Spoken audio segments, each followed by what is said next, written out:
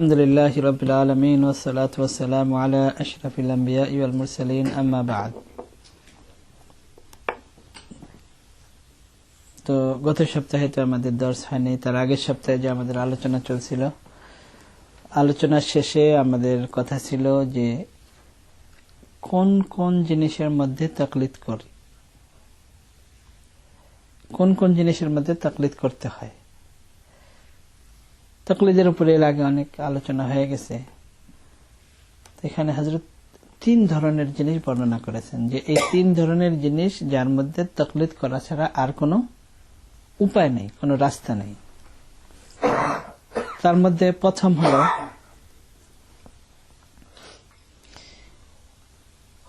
এরকম হাদিস যে একটা একটার সাথে, যেটাকে বলা হয় তাআরুজ, সংঘর্ষ। সাংঘর্ষিক তো বলা ঠিক না, যেহেতু হাদিস মানে এটা এটার অপোজিট, এটাও হাদিস এটাও হাদিস, এটাও সহিহ এটাও সহিহ, সনদ হিসেবে সহিহ, হাদিস এটাও হাদিস এটাও। এর ফয়সালা কে করবে, সিদ্ধান্ত কে করবে? এখন যদি আমরা বলি যে না বুখারী শরীফে আছে, তো বুখারী শরীফে দুই রকমই আছে, এর ফয়সালা কে করবে? বুখারী শরীফে আছে হুজুর সাল্লাল্লাহু আলাইহি ওয়াসাল্লাম দাঁড়িয়ে পেশাব করেছেন। বুখারী শরীফে হাদিস হযরত আয়েশা রাদিয়াল্লাহু তাআলা আনহা বলেন যে যদি কেউ বলে যে হুজুর সাল্লাল্লাহু আলাইহি ওয়াসাল্লাম জীবনে কোনোদিন দাঁড়িয়ে পেশাব করেছেন, তাহলে সে মিথ্যাবাদী। দেখেন এর ফয়সালা কে দিবে? যদি বুখারী পড়লেই আমরা নিজেরা আমল করতে পারি, তাহলে কিভাবে আমল করব? কিছু সময় দাঁড়ায় পেশাব করবে, কিছু সময় বসে পেশাব করবে, এটা তো হতে পারে না। তো এরকম যদি হাদিস আসে তখন তাকলিদ জরুরি। তখন প্রত্যেকেই নিজের মন মতো যদি সিদ্ধান্ত দিয়ে দেয়, তাহলে তো হাদিসের উপর আমল হলো না। এটাকে বলে তাআরুজ। যতক্ষণ পর্যন্ত এই ধরনের মাসলা না আসে, কোরআন শরীফ আছে আকিমুস সালাহ, এখানে কি কোনো তাকলিদ আছে? নামাজ পড়ো, তো এখানে কোনো তাকলিদ আছে? কোন ইমাম যদি বলে না নামাজ পড়ে না, তাহলে সে কি ইমাম হলো? তো এই ধরনের কোন মাসাইলের ভিতরে কোনো তাকলিদ থাকে না। যেমন রাফে আদাইন, রাফে আদাইন তো আপনারা বুঝেন, এটা তো মশহুর হয়ে গেছে। রাফা ইয়ারফাউ মানে উঠানো, রাফউল ইয়াদাইন মানে দুই হাত উঠানো। তো নামাজের মধ্যে দুই হাত উঠানো তিন রকমের হাদিস। এখানে তো শুধু উদাহরণ, কোনদিন যদি কথা হয় তাহলে শুধু রাফে আদাইনের হাদিসগুলোর উপরে আলোচনা করব। আজকে শুধু উদাহরণ। একটা হলো যে হুজুর সাল্লাল্লাহু আলাইহি ওয়াসাল্লাম ইনদা তাকবীরাতিত তাহরিম, এটা তো নামাজের বাহিরে, কারণ এখনো নামাজ শুরু হয়নি, তাকবীরাতুত তাহরিমের পরে নামাজ শুরু হবে। এছাড়া হুজুর সাল্লাল্লাহু আলাইহি ওয়াসাল্লাম পুরা নামাজে রাফে আদান করেন নাই।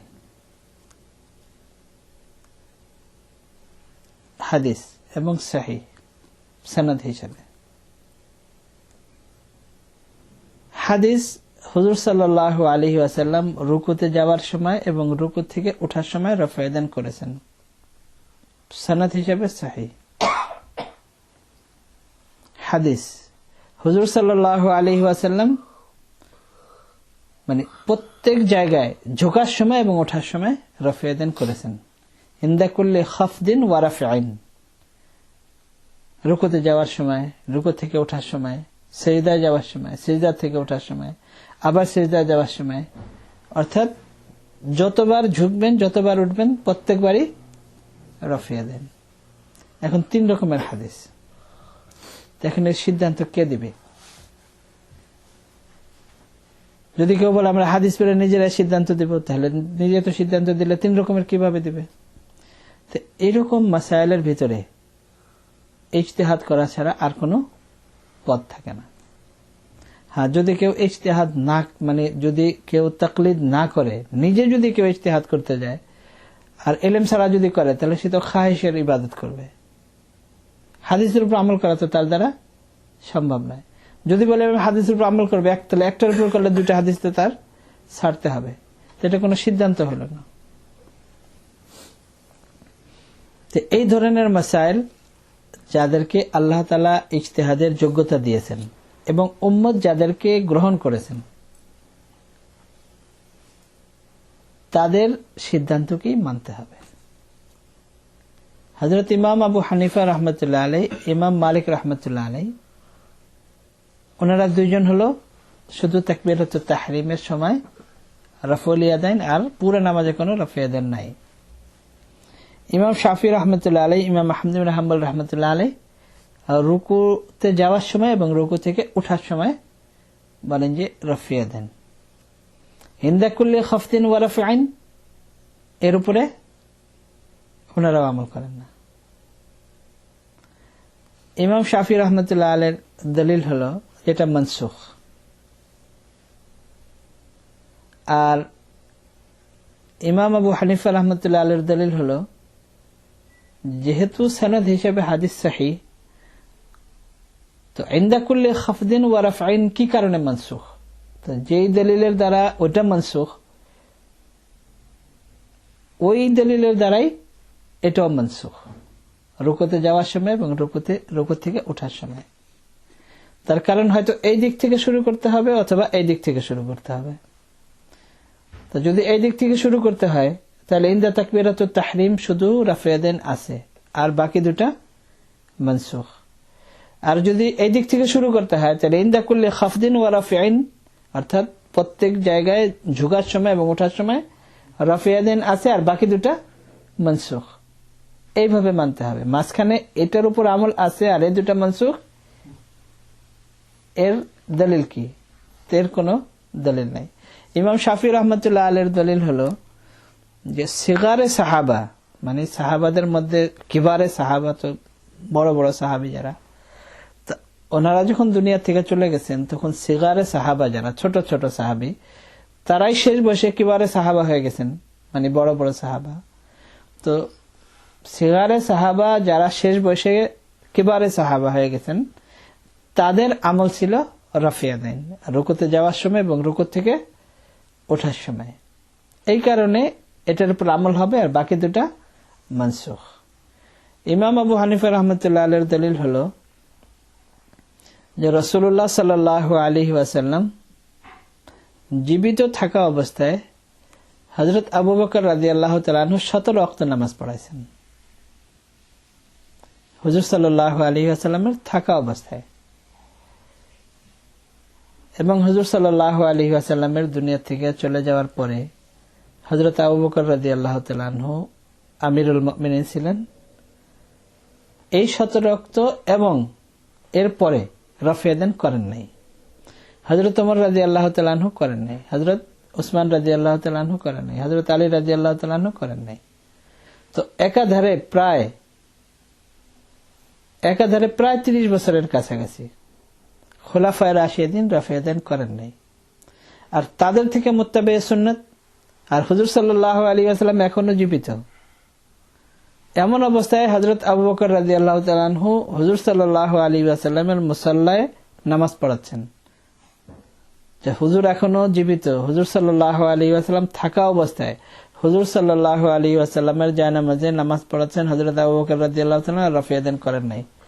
এটা কি সম্ভব যে হুজুর সাল্লাল্লাহু আলাইহি ওয়াসাল্লাম বিরোধিতা করবেন সাথে সাথে? আর এটা তো তাদের দ্বারা কল্পনা করা যায় না। এটা হলো আমাদের সবচেয়ে বড় দলিল যে এটা হলো আখেরি আমল, শেষ আমল হুজুর সাল্লাল্লাহু আলাইহি ওয়াসাল্লামের, যেটা খুলাফায়ে রাশিদিনের আমল। আর বাকি দুটা সনদ হিসেবে সহিহ, হাদিস সহিহ, কিন্তু এই দুটা হলো রহিত হয়ে গেছে, মনসুখ হয়ে গেছে। হুজুর সাল্লাল্লাহু আলাইহি ওয়াসাল্লামের আগে এরকম আমল ছিল, কিন্তু শেষ আমল হলো ইনদা তাকবীরাতুত তাহরিম। ইমাম আবু হানিফা রাহমাতুল্লাহ আলাইহি এবং ইমাম মালিক রাহমাতুল্লাহ আলাইহি এটা হলো মাযহাব।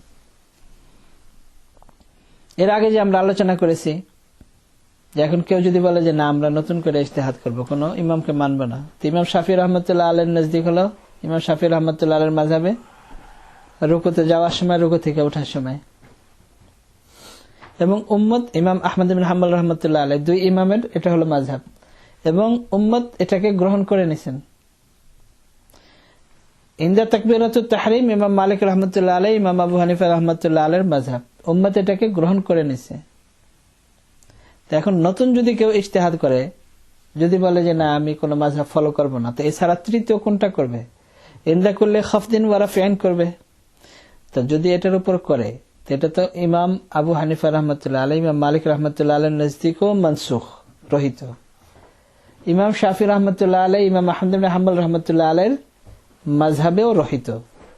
তো এখন যদি কেউ বলে যে না আমি ইনদা করলে খাফদিন ওয়া রাফিআন করব, তাহলে সে এই চার মাযহাবকে বাদ দিয়ে পঞ্চম আরেকটা নতুন আমল শুরু করলো। তো এতে মানুষের মধ্যে মতবিরোধ আরো কমলো না আরো বাড়লো? মতবিরোধ আরো বেড়ে গেল। ইনদা করলে খাফদিন ওয়া রাফিআন সবার হিসেবেই তো মানসুখ। আর ইমাম আবু হানিফা, ইমাম মালিক রাহমাতুল্লাহ আলাইহির নজদিক এই দুটাই মানসুখ, এবং উম্মত এটাকে গ্রহণ করে নিয়েছে, এই দুই ইমামের যে মাযহাব। তো এখন যদি কেউ বলে যে না এই দুটা মানসুখ, আমি এটা করে নিলাম, তো এটা তো দুই ইমামের মাযহাবে আগে থেকেই আছে। যদি বলে যে না আমরা কোনো মাযহাব ফলো করি না, আমরা শুধু রুকুতে যাওয়ার সময় আর রুকু থেকে ওঠার সময় করব, তো এটা তো অলরেডি ইমাম শাফি রহমতুল্লাহ আলাইহি, ইমাম আহমদ ইবনে হাম্বল রাহমাতুল্লাহ আলাইহির মাযহাব আগে থেকেই আছে। তাহলে তোমার নিজের ইজতিহাদের তার কোনো ফায়দা হলো না। আর যদি ছাড়া যেটা আছে হাদিস সহিহ, যদি তুমি আমল করো, তাহলে এই চার মাযহাবকে বাদ দিয়ে পঞ্চম আরেকটা নতুন করে করলা, যার কারণে মতবিরোধ আরো বেড়ে গেল, মতবিরোধ আরো বেড়ে গেল, কমলো না। তো এই ধরনের মাসাইলের উপরে ইজতিহাদ মানে এই তাকলিদ। আর দ্বিতীয় নম্বর হলো একই হাদিস বা একই রিওয়ায়াত বা একই আয়াত, কিন্তু এর অর্থ দুই রকমেরই হতে পারে। এখন দুই রকমেরই হতে পারে, এখন পাবলিক এটাকে কিভাবে নির্ধারণ করবে? এটা তাদের দ্বারা সম্ভব না। তো যাদেরকে আল্লাহ তাআলা ইজতিহাদ করার যোগ্যতা দিয়েছেন, তারাই এটাকে নির্ধারণ করতে পারেন। এর উদাহরণও এর আগে আপনাদেরকে দেওয়া হয়েছে, যে হুজুর সাল্লাল্লাহু আলাইহি ওয়াসাল্লাম হযরত বিলাল রাদিয়াল্লাহু তাআলা আনহুকে হুকুম করেছেন আইয়াশফাআল আযান ওয়া ইউতিরাল ইকামা। আযান হলো শুফা, আর ইকামা হলো আট, মানে বিতর, তাক, বেজোড়। তো এই হাদিস একই, সেম হাদিস। এর উপরে তো আমরা এর আগে একদিন আলোচনা করেছি যে হযরত ইমাম আবু হানিফা রাহমাতুল্লাহ আলাইহি বলেন যে আইয়ুতিরা মানে হলো যে একসাথে করবে, সৌতি, আওয়াজের মধ্যে ভেতর, শব্দের মধ্যে ভেতর না। যে ইকামত যখন বলবে তখন একসাথে বলবে, আর আজান যখন দিবে তখন পৃথক পৃথক দিবে। এটা হলো শুফা। আর ভিতর হলো মানে একসাথে বলবে, তাড়াতাড়ি, ভিতর সৌতি আর কি, আওয়াজের মধ্যে। ইমাম শাফি রাহমাতুল্লাহ আলাইহি বলেন যে না, আজানের মধ্যে হলো শুফা, আর ইকামতের মধ্যে হলো ভিতর, মানে হলো একবার বলতে হবে। এ ব্যাপারেও আমরা আমাদের দলিলের আগে আলোচনা করেছি, এই জন্য আজকে আর এর উপর অতিরিক্ত আলোচনা দরকার নেই। যে কদ কামাতিস সালাত, আল্লাহু আকবার, কিন্তু ইমাম শাফি রাহমাতুল্লাহ আলাইহির মাযহাবেও দুইবার, ইমাম আহমদ ইবনে হাম্বল এবং ইমাম শাফি রাহমাতুল্লাহ আলাইহির মাযহাবেও দুইবারই বলেন। তো যদি আপনারা বলেন যে এখানে ইতারে সৌতি না, হাকিকি যদি হয়, মানে বাস্তবে যদি একবার হয়, তা আল্লাহু আকবার আপনারা দুইবার কেন বলেন? একবার বলা উচিত, আল্লাহু আকবার আশহাদু আল্লা ইলাহা ইল্লাল্লাহ বলা উচিত, কিন্তু আল্লাহু আকবার ওনারা দুইবার বলেন। তো হাফিজ ইবনে হাজার আসকালানী রাহমাতুল্লাহ আলাইহি, উনি তো শাফি, তো উনি এটার উত্তর দিয়েছেন যে এখানে হলো আল্লাহু আকবার, এখানে ইতারে সৌতি এখানে মুরাদ। তা আমরা বলি যে যদি এখানে ইতারে সৌতি হয়, তাহলে সব জায়গায় কেন হবে না? এটার দলিল কি আপনাদের কাছে? তো যদি এখানে যদি ইতারে সৌতি হয়, তো অন্যগুলিতে কেন হবে না? আর এটার আপনাদের কাছে দলিল কি? এটা ইমাম শাফি রহমতুল্লাহর কাছে এটার কোনো দলিল নেই। যাই হোক, তো এই ধরনের মাসলা, হাদিস একটাই, আমাদেরও দলিল, হাদিস একটা তাদেরও দলিল, কিন্তু যেহেতু এরকমও হতে পারে এরকমও হতে পারে, তো এটা নির্ণয় করা, নির্ধারণ করা এটা পাবলিকের কাজ না। তো এই ধরনের মাসাইলে ইজতিহাদ মানে তাকলিদ করতে হয়। এখন যদি কেউ ইমাম শাফি রহমতুল্লাহ আলাই, ইমাম আহমদ বিন হাম্বল রহমতুল্লাহ আলাইহির সাথে মহব্বত রাখে, আকীদাত রাখে, তাহলে তাদের মাযহাব অনুযায়ী আমল করবে। ঠিক হাদিসের উপর আমল হলো, আমাদের এই ব্যাপারে কোনো প্রশ্ন নাই। যদি কেউ ইমাম মালিক রহমতুল্লাহ আলাই এবং ইমাম আবু হানিফা রহমতুল্লাহ আলাইকে মহব্বত করে, যে ইমামকে মহব্বত করবে সে যেভাবে বলবে ওইভাবে আমল করবে, এটা নিয়ে তাদেরও কোনো প্রশ্ন নাই।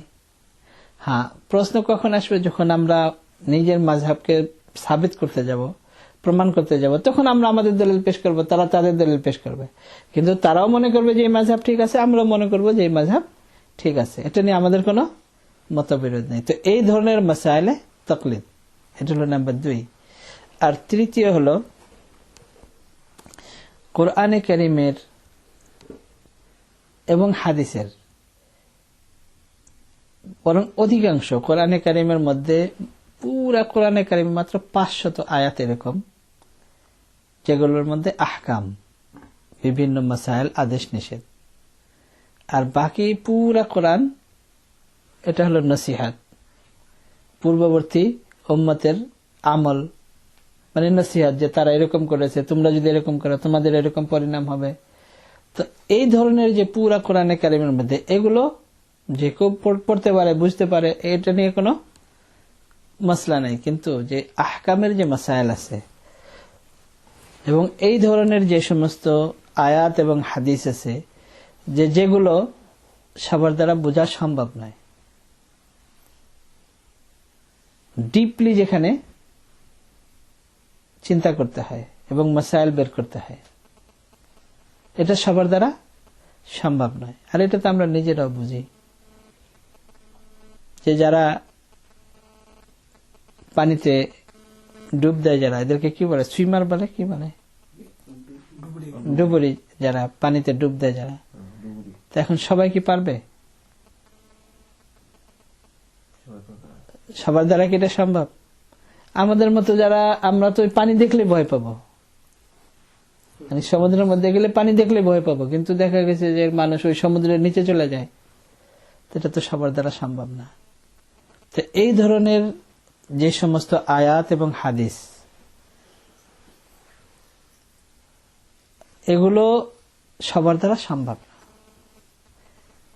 বরং সবার দ্বারা সম্ভব তো দূরের কথা, আমাদের হলো, আমাদের মধ্যে, আমাদের যুবকদের মধ্যে একজন বলে যে মুফতি শফি সাহেব রহমতুল্লাহ আলাইহি যে বুখারী পড়েছে, আমিও ওই বুখারী পড়েছি।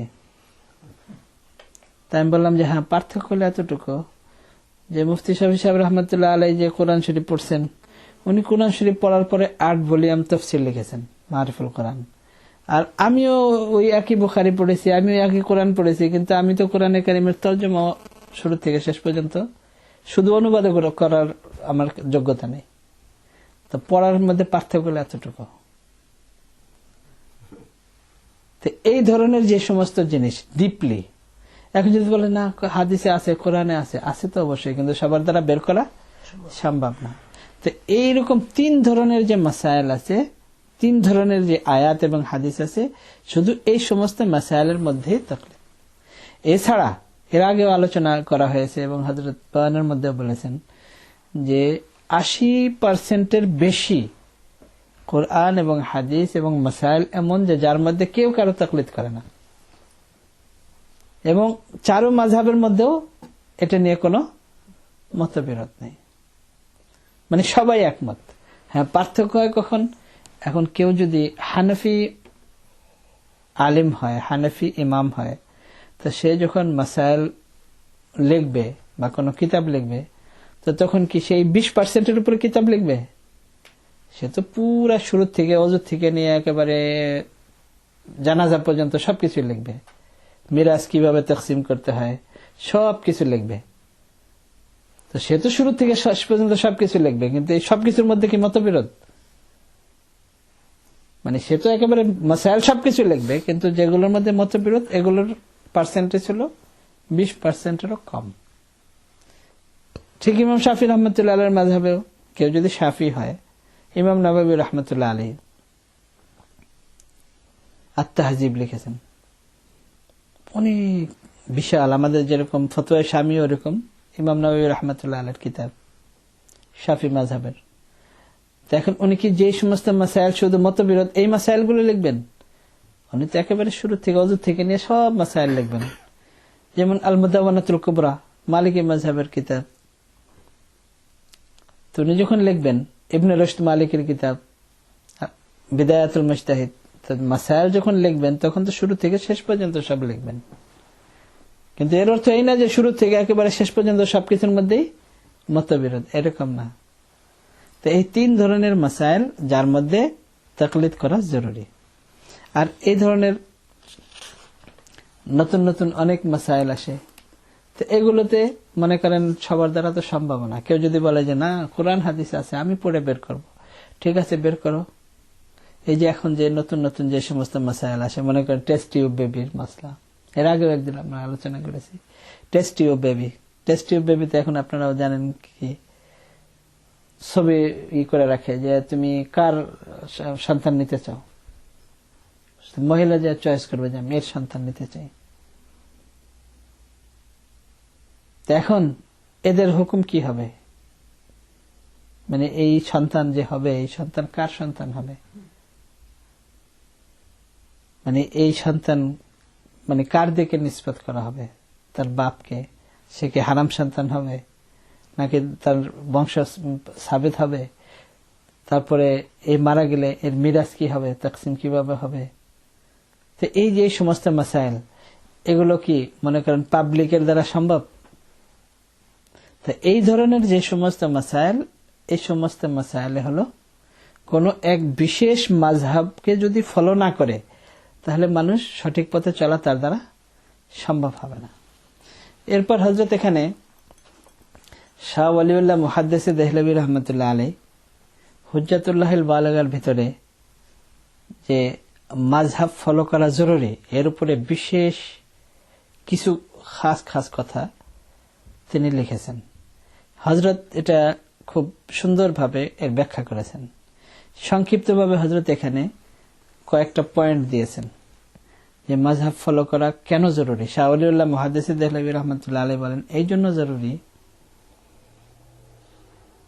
যে এই যে 4 মাযহাব, এই 4 মাযহাবের উপরে এক হিসেবে বলতে গেলে উম্মতের ইজমা হয়ে গেছে, উম্মতের ইজমা হয়ে গেছে। তার কারণ ইমাম তো আরো অনেক বড় বড় ইমাম ছিলেন, তাদেরও অনেক মাসাইল এরকম ছিল, কিন্তু আস্তে আস্তে হইতে হইতে এক সময় এমন হয়েছে যে এই 4 জনকেই উম্মত গ্রহণ করেছেন আর বাকি তাদের মাযহাব সংরক্ষিত নাই। এর অর্থ এই না যে তারা, ইমাম আবু হানিফা রহমতুল্লাহ আলাইহির উস্তাদও আছে তার মধ্যে, ইমাম আহমদ ইবনে হাম্বল রহমতুল্লাহ আলাইহি ইমাম শাফি রহমতুল্লাহ আলাইহির ছাত্র, আরো কত বড় বড় ইমাম ছিলেন। যেমন উলামায়ে কেরাম লিখেছেন লাইস ইবনে সাআদ ইমাম আবু হানিফা রহমতুল্লাহ আলাইহি থেকে বহুত বড় মুহাদ্দিস ছিলেন, আলিম ছিলেন, ফাকিহ ছিলেন। তো উলামায়ে কেরাম লিখেছেন দাইয়াহু আসহাবুহু, যে তার শাগির্দরা তাকে নষ্ট করে দিয়েছে, বরবাদ করে দিয়েছে, শেষ করে দিয়েছে। অর্থাৎ ওনার ওরকম যোগ্য শাগির্দ শেষ পর্যন্ত থাকে নাই, যেমন ইমাম আবু হানিফা রহমতুল্লাহ আলাইহি ছিল, যেমন ইমাম শাফি রহমতুল্লাহ আলাইহি ছিল। অথচ সেই ইমাম শাফি রহমতুল্লাহ আলাইহি, ইমাম আহমদ ইবনে হাম্বল রহমতুল্লাহ আলাইহি ওনাদের থেকে তো কত হিসাবে, একে তো বয়সের দিক থেকে, ইলমের দিক থেকে, সব দিক থেকে আরো কম, ওনারা তো আরো অনেক সিনিয়র, কিন্তু তারপরেও ওনাদের মাযহাব সংরক্ষিত নাই। এটা তো কুদরতি ভাবে আল্লাহ তাআলা এই 4 মাযহাবকে আল্লাহ তাআলা এমন ভাবে গ্রহণ মানে কবুল করেছেন এবং উম্মত এই 4 মাযহাবকে গ্রহণ করেছেন।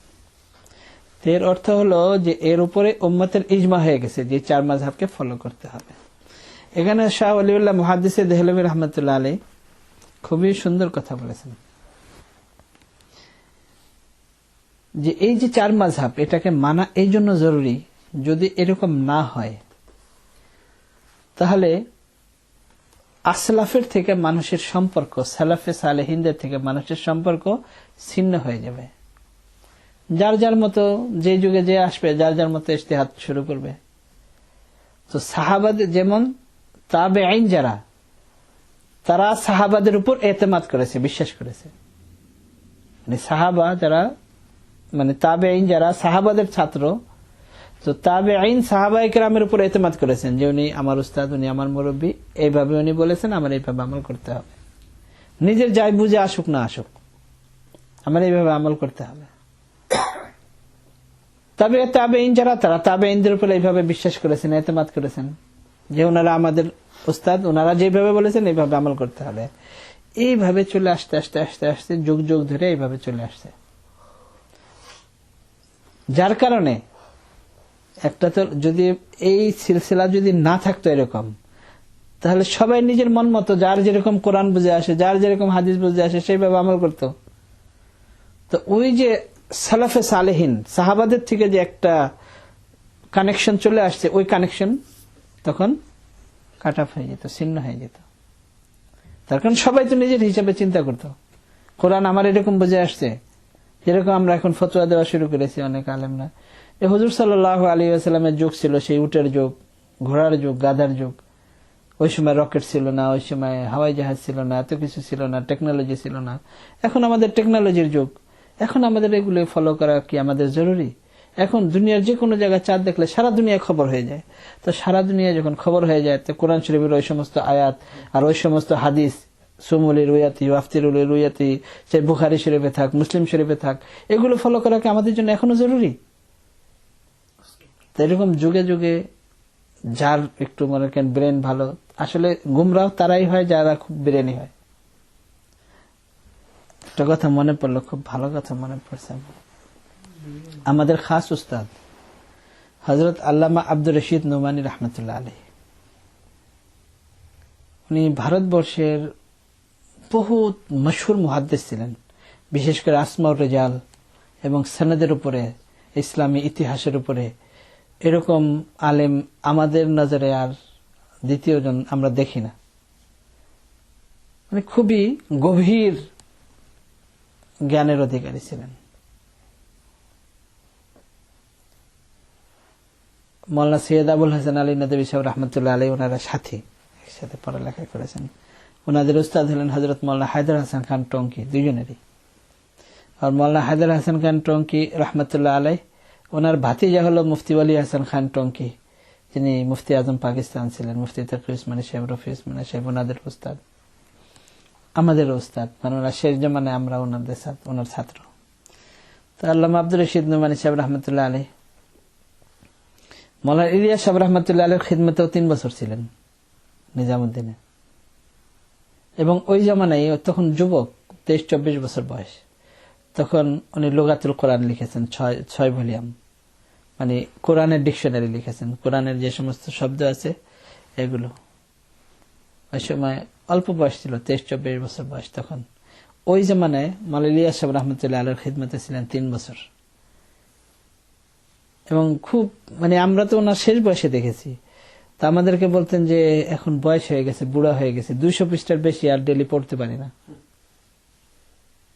এবং সিয়ার ও আলামিন নুবালা হাফেজ জাহাবি রহমতুল্লাহ আলাইহির একটা কিতাব 23 ভলিউম, মানে হুজুর সাল্লাল্লাহু আলাইহি ওয়াসাল্লাম থেকে নিয়ে হাফেজ জাহাবি রহমতুল্লাহ আলাইহি পর্যন্ত যত মুহাদ্দিসিন আছে, হুজুর সাল্লাল্লাহু আলাইহি ওয়াসাল্লাম, সাহাবা, এরপর তাবেঈন, তবে তাবেঈন, ওনার যুগ পর্যন্ত সবার জীবনী 23 ভলিউম।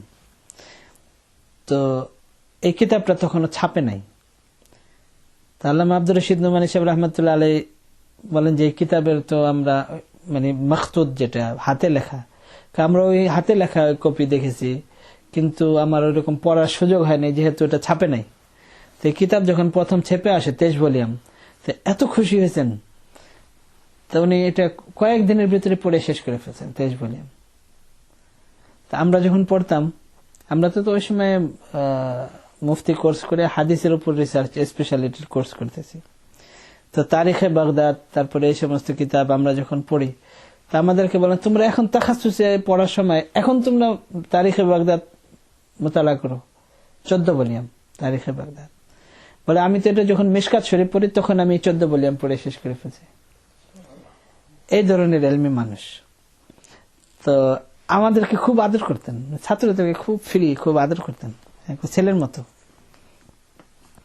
আমি একদিন বলছি কি কথায় কথায়, আমি কি মওদুদী সাহেবের কথা এমনি কি কথায় কথায় আমি বলেছি। উনি বলেন যে 2 জন মানুষ খুব জহিন, খুব ব্রেনি ছিল, কিন্তু তারা 2 জনই মাহরুম, 2 জনই বঞ্চিত।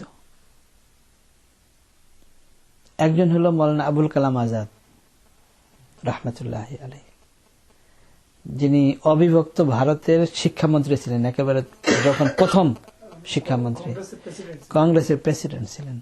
কিন্তু মুসলমান হওয়ার কারণে ওনাকে প্রধানমন্ত্রী বানায় নাই, শিক্ষামন্ত্রী বানাইছে। মানে এত বড় শিক্ষিত লোক। এবং ওনার যে নিজের জীবনী লেখা আবৃত্তি আমি পড়েছি, তো উনি লিখেছেন যে আরবি আমার মাতৃভাষা, আর বাংলা, হিন্দি, উর্দু এটাই দেশের ভাষা, ভারতের ভাষা, এটা তো আমার ভারত দেশের ভাষা, আর আরবি আমার মাতৃভাষা। ওনার মা আরব ছিলেন। আর আমি ফার্সি এবং আরবিতে খুবই পারদর্শী। তো বাংলা, উর্দু, হিন্দি এই 3টা হলো দেশের ভাষা, আর ফার্সি আর ইংলিশে আমি খুব পারদর্শী, আর আরবি আমার মাতৃভাষা। আর ওনার যে লেখা, কিছু কিছু লেখা যদি আপনারা কেউ পড়ে থাকেন উর্দু, যে মানে ওনার লেখা, ওনার অনেকগুলো কিতাব, তো ওনার প্রত্যেকটা কিতাব মানে ভাষাগত ভাবে সব, মানে উনি খুব উপরের লেভেলের লোক ছিলেন। এবং ব্রিটিশদের বিরুদ্ধে যে আন্দোলন আমাদের উলামায়ে কেরাম করেছেন, এখানে উনি অগ্রণী ভূমিকা পালন করেছেন। তো বলেন যে দেখো মৌলানা আবুল কালাম আজাদ, উনি কিন্তু ছিলেন গায়রে মুকাল্লিদ, আহলে হাদিস ছিলেন, কিন্তু এই কঠোর ছিলেন না, মানে এই ছিলেন না। ওনার ব্যাপারে অনেক আছে। একবার ওনাকে বলা হয়েছে যে দিল্লিতে যে 2টা ছেলে গায়রে মুকাল্লিদ আহলে হাদিস, এরা কি করেছে, ওই বাথরুমে যাওয়ার যে লোটা বদনা ইউজ করে, ওর নিচে ইমাম আবু হানিফা রাহমাতুল্লাহ আলাইহির নাম লিখেছে, মানে গুস্তাখি, বেয়াদবি করে। এটা ওনাকে বলার পরে উনি খুব রাগান্বিত হয়েছেন। মানে উনি ছিলেন আহলে হাদিস, গায়রে মুকাল্লিদ, কিন্তু ওরকম কঠোর ছিলেন না। আমাদের উলামায়ে কেরামের সাথেই ছিলেন সারা জীবন। তো আল্লামা আব্দুর রশিদ নোমানী সাহেব রাহমাতুল্লাহ আলাইহি বলেন যে দেখো এরকম ব্রেনি মানুষ ভারতবর্ষে বহুত কম ছিলেন। তার মধ্যে একজন ব্রেনি মানুষ, কিন্তু সে মাহরুম। মানে আমাদের আকাবেরদের সাথে, উলামায়ে কেরামের সাথে তার উঠা বসা ছিল, সবকিছু ছিল। হযরত শাইখুল হিন্দ রাহমাতুল্লাহ আলাইহিকে সে স্বচক্ষে দেখেছে, একসাথে হযরতের সাথে বসেছে, কিন্তু শাইখুল হিন্দ রাহমাতুল্লাহ আলাইহি থেকে সে ইস্তেফাদা করে নাই, মানে উপকৃত হয় নাই। যদি শাইখুল হিন্দ রাহমাতুল্লাহ আলাইহি থেকে উপকৃত হইতো তাহলে তার রঙই অন্যরকম হয়ে যেত। এই একজন ব্যক্তি মাহরুম, বঞ্চিত। আরেকজন হলো মওদুদী। মওদুদী আমাদের উলামাদের সাথেই ছিল শুরু থেকে, এবং মওলানা ইলিয়াস সাহেব রাহমাতুল্লাহ আলাইহি জিন্দা, হযরত থানভী রাহমাতুল্লাহ আলাইহি জিন্দা, হযরত মাদানী রাহমাতুল্লাহ আলাইহি জিন্দা, সব আকাবের বড় বড় উলামায়ে কেরাম জিন্দা। মওদুদী তখন এদের থেকে সে ইস্তেফাদা করে নাই, উপকৃত হয় নাই। তো এই 2 জন লোক ভারতবর্ষে অনেক ব্রেনি, এবং 2 জনই খুব মাহরুম, বঞ্চিত। এই আল্লামা আব্দুর রশিদ নোমানী সাহেব রাহমাতুল্লাহ আলাইহির কথাটা আমি নিজে নিজে কোনো সময় চিন্তা করি, এবং আমাদের আকাবেররাও বলেন যে যত গুমরা ফিরকা আছে, এর যে প্রথম ব্যক্তি যে হয় খুব ব্রেনি হয়। মির্জা গোলাম আহমদ কাদিয়ানী মনে করেন তার যোগ্যতা না থাকলে তো এত দূর পর্যন্ত সে পৌঁছতে পারত না।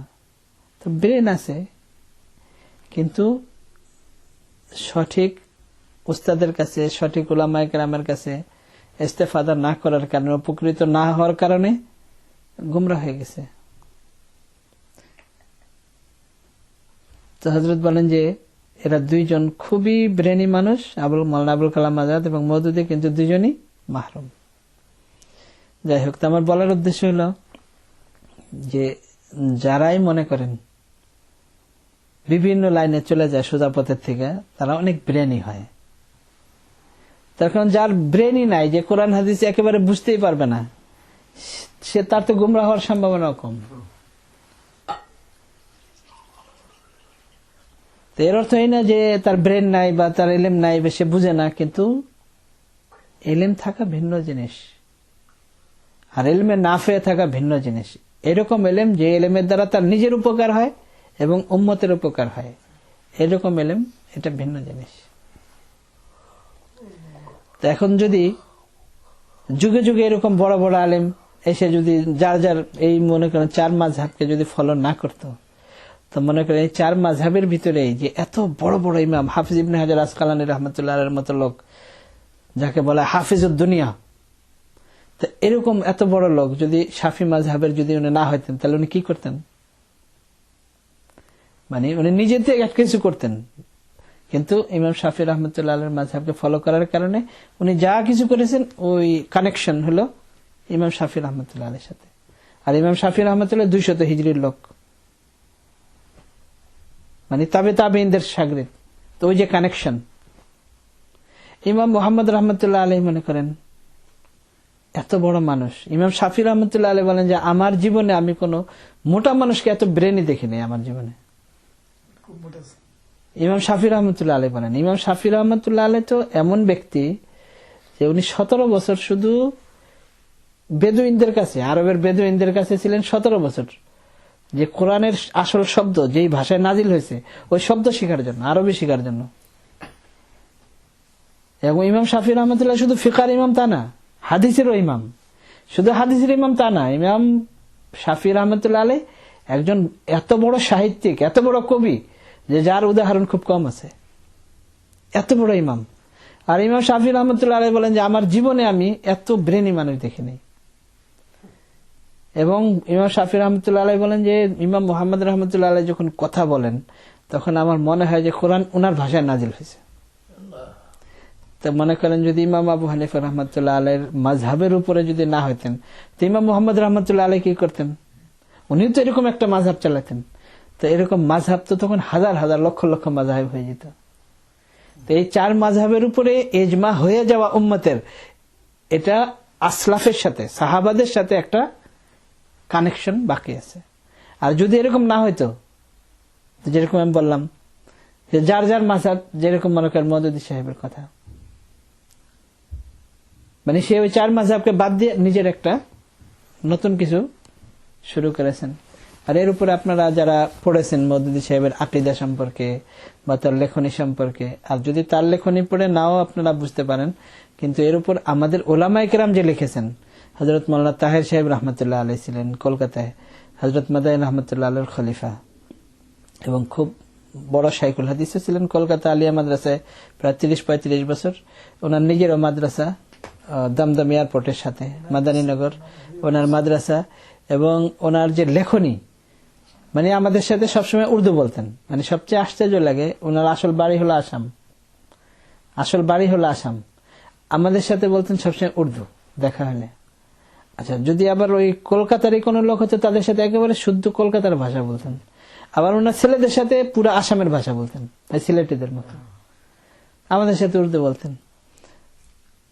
ওনাকে আমরা ছাত্র ছিলাম, তো আমরা ওনাকে বলতাম যে মুসা আলাইহিস সালামের পুরা গুণ ওনার ভিতরে আছে, ওইরকম জালাল, ওইরকম এলেম, সব দিক দিয়ে মুসা আলাইহিস সালাম, আমরা বলতাম মুসা আলাইহিস সালাম।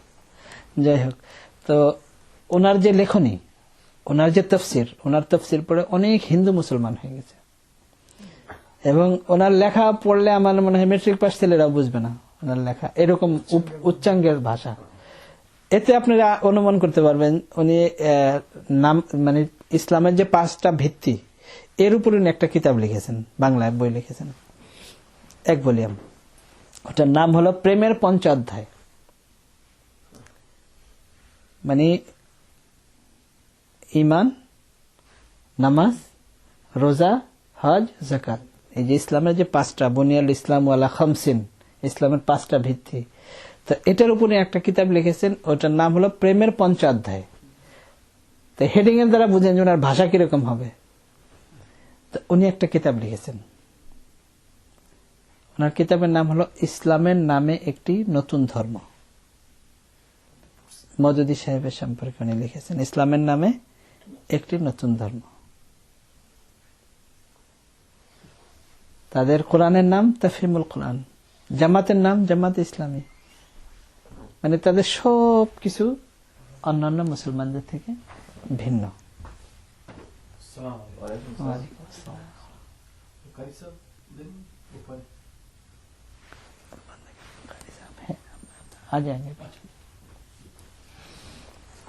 তো ইসলামের নামে একটি নতুন ধর্ম, এটা হলো ওনার একটা কিতাব। যদি আপনারা এটা পড়েন তাহলে বুঝতে পারবেন মওদুদী সাহেব। তো যদি ওইরকম ব্রেন না হয় তাহলে এরকম ভাবে তো কেউ করতে পারে না। তো আমার বলার উদ্দেশ্য হলো এখানে শাহ ওলিউল্লাহ মুহাদ্দিস দেহলভী রহমতুল্লাহ আলাইহি লিখেছেন যে যদি উম্মতের যে এতেমাদ, এই এতেমাদ যদি না থাকে, মানে কারোর উপর যদি আস্থা না থাকে, বিশ্বাস না থাকে, তাহলে এই কানেকশন শেষ হয়ে যাবে। তো যুগে যুগে যখনই একজন ব্রেনী মানুষ আসবে নিজের একটা মাযহাব চালু করে দিবে। তো এরকম হইতে হইতে সাহাবাদের ওই তরিকা বাদ দিয়ে পরে দেখা যেত যে এই 1400 বছরে লক্ষ লক্ষ মাযহাব হয়ে গেছে, লক্ষ লক্ষ মাযহাব হয়ে গেছে। এই জন্য শাহ ওলিউল্লাহ মুহাদ্দিস দেহলভী রহমতুল্লাহ আলাইহি লিখেছেন যে মাযহাবকে ফলো করা জরুরি।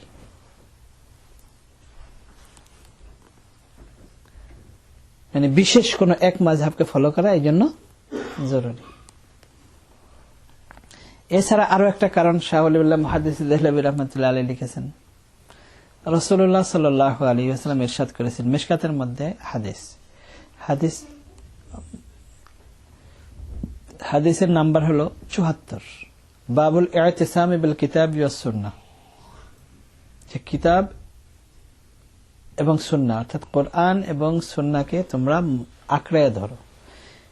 এই বাবে একটি হাদিস, ইত্তাবিউ আস-সাওয়াদ আল-আযম, যে তোমরা সাওয়াদে আজমের ইত্তেবা করো, অর্থাৎ মুসলমানদের জামাতকে তোমরা ফলো করো। তো এখন দেখা গেছে যে মুসলমানদের যে জামাত এই 4 মাযহাবের উপর একত্রিত হয়ে গেছে, নিজেদের মধ্যে ইখতিলাফের সাথে কিন্তু উম্মত গ্রহণ করেছে 4 মাযহাবকে। তো এই হাদিস অনুযায়ী ইত্তাবিউ আস-সাওয়াদ আল-আযম, কোন বিশেষ মাযহাবকে ফলো করা জরুরি। আর অন্য জায়গায় আছে মান শাযযা শুযযা ফিন্নার, যে এই সাওয়াদে আজমকে বাদ দিয়ে ভিন্ন কোন পন্থা অবলম্বন করবে শুযযা ফিন্নার, তা সে জাহান্নামে চলে যাবে। তৃতীয় কারণ শাহ ওলিউল্লাহ মুহাদ্দিস দেহলভী রহমতুল্লাহ আলাইহি লিখেছেন যে রাসূলুল্লাহ সাল্লাল্লাহু আলাইহি ওয়াসাল্লামের যুগ থেকে আমরা অনেক দূরে, 1400 বছর পার হয়ে গেছে। যদি আমরা যুগের যারা মাযহাবকে ফলো করে আলেম মুফতি, তাদেরকে যদি আমরা ফলো না করি, তাদের উপরে যদি আমরা আস্থা না রাখি, তাহলে দেখা যাবে যে এখন তো আর আমাদের ওই মন মানসিকতা হুজুর সাল্লাল্লাহু আলাইহি ওয়াসাল্লামের যুগে নাই। হুজুর সাল্লাল্লাহু আলাইহি ওয়াসাল্লামের যুগে যেরকম একটু আগে আমরা শুনলাম হযরত ইবনে উমর রাদিয়াল্লাহু তাআলা আনহু সাহাবী, তার জজবা কিরকম যে আমি কত সওয়াব, আমি কিন্তু আমাদের এখন আমল না করার জজবা। যেখানে 2 রাকাত নফল পড়লে এই সওয়াব, বলেন না এটা নফল, না পড়লেই চলে। 2 রাকাত সুন্নাত নামাজ হুজুর সাল্লাল্লাহু আলাইহি ওয়াসাল্লাম বলছেন যে এরকম সওয়াব, সুন্নাত, এটা না পড়লেই চলে। তো যখন জজবা আমাদের এরকম হয়ে যাবে, দ্বিতীয় নম্বর কথা, যুগের হিসাবে আমরা অনেক দূরে, খাহিশাত আমাদের মধ্যে গালিব, ডিজায়ার, মনে যেটা চায়। তো যেহেতু ডিজায়ার আমাদের হলো ওভার হয়ে গেছে, তো কোরআন এবং হাদিস এবং কোরআন এবং সুন্নাহ, আল্লাহ এবং আল্লাহর রাসূলের মুহাব্বত আমাদের অন্তরে আস্তে আস্তে আস্তে আস্তে কম হয়ে গেছে যুগের হিসেবে। তো এই জন্য যদি আমরা বিশেষ কোনো মাযহাবকে ফলো না করি এবং ওই মাযহাবের উলামায়ে কেরামের উপরে যদি আমরা এতেমাদ না রাখি, তাহলে আমরা ভালো মন্দের মধ্যে পার্থক্য করতে পারবো না এবং নিজের ডিজায়ার অনুযায়ী আমল করব। তখন কোরআন এবং সুন্নাহর উপর আমল করা আমাদের দ্বারা সম্ভব নয়। শাহ ওলিউল্লাহ মুহাদ্দিস দেহলভী রহমতুল্লাহ আলাইহি এই 3টা কারণ লিখেছেন। যে মাযহাবে যদি আমরা কোনো বিশেষ মাযহাবকে ফলো না করি, তাহলে ওই সালাফে সালেহিনদের থেকে আমাদের এই সম্পর্ক ছিন্ন হয়ে যাবে। আর এই ছিন্ন হয়ে যাওয়াটাই কোরআন হাদিস থেকে আমরা দূরে হয়ে যাব, যেহেতু আমরা হুজুর সাল্লাল্লাহু আলাইহি ওয়াসাল্লামের যুগের হিসেবে অনেক দূরে। এই তিনটা কারণ শাহ ওলিউল্লাহ মুহাদ্দিস দেহলভী রাহমাতুল্লাহ আলাইহি ইকতুল জিদ কিতাবের নাম, এখানে তিনি বর্ণনা করেছেন। তো আজকে আমরা এই পর্যন্তই রাখি ইনশাআল্লাহ। আল্লাহ তাআলা আমাদের সবাইকে সঠিকভাবে বোঝার তৌফিক দান করেন। ওয়া আখিরু দাওয়ানা আলহামদুলিল্লাহি রাব্বিল আলামিন। আগামী সপ্তাহে আমরা আলোচনা করব